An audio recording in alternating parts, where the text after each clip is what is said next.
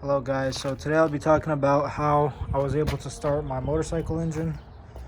Um, it's had a security, it has a security, like the Honda security system on it, so that really got in my way. And the way I overcame that was, first of all, let me explain to you. This is an aftermarket key that I got for it. And, it's got the 3 wires coming out of it.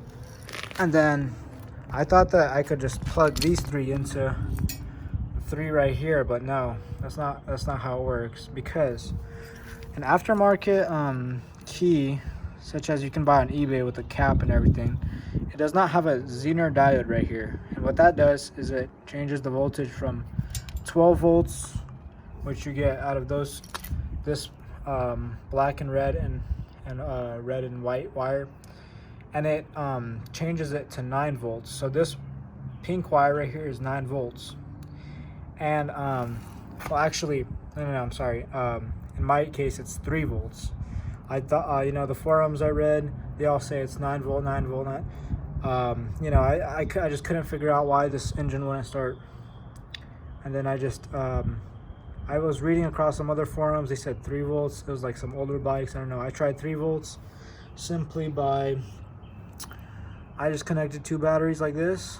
These are, AA batteries, 2 of them together, about 3 volts. Fired right up. I was so amazed.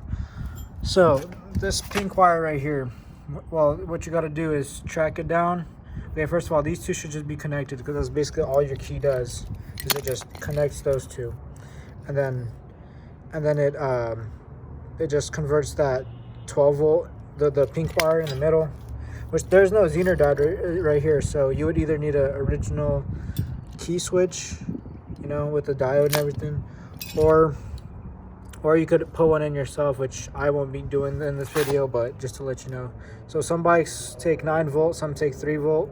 You just gotta try out with your own. You could either use this or just a one of those box batteries with a 9 volts. So what I did was I tracked this pink wire down, and it went into the ECU right here. You just got to find the pink wire, and I checked for with the ohms, the continuity or something. I don't really know. I just made sure it was a complete circuit going all the way there from these 3 wires, and that was good. So I checked like everything, the crank position sensor, everything, just to make sure everything seemed to be working. So I finally decided to try this, and man, it just worked. So just remember that when you get a key switch off eBay, it does not have the Zener diode, which should be somewhere right here in the middle. If you look on pictures on Google, they compare them side by side, one aftermarket and one original.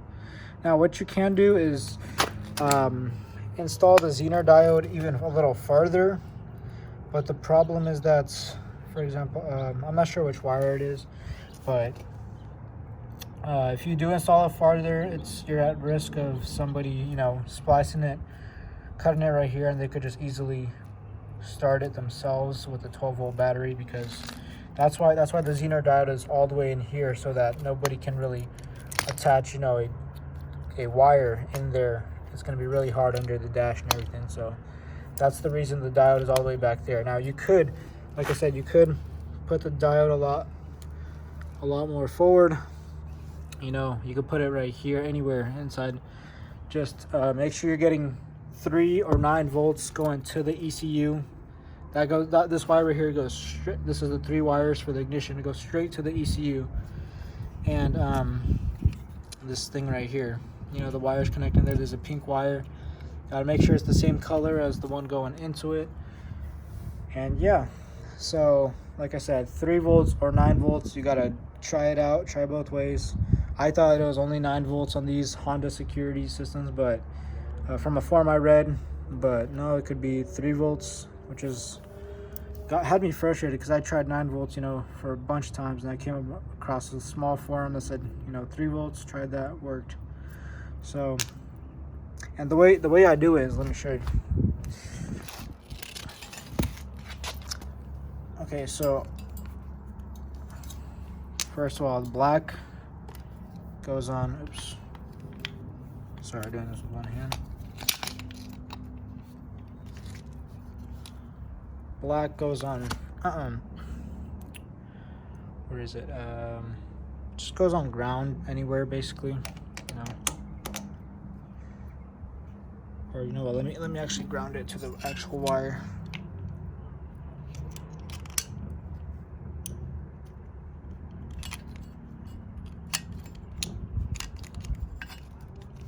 Sorry, give me a second.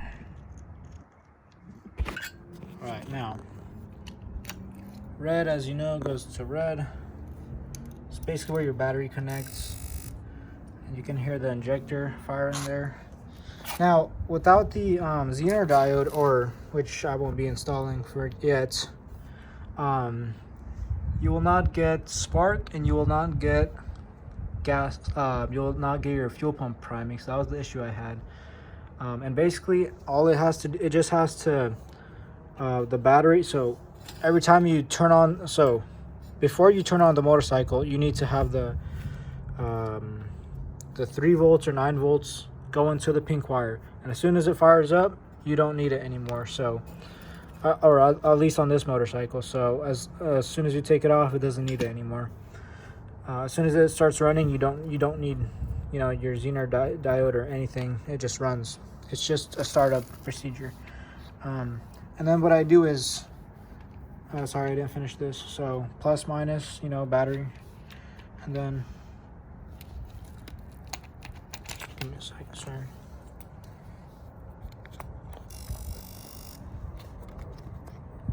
So all right, so you get a negative out of the battery. You just get a wire out of the negative side of the battery. As you can see, that there's the positive going there. So negative side of the battery goes to negative on this. Oops, sorry. And this goes to your pink wire. And there's 3 volts. You crank it, it should fire right up.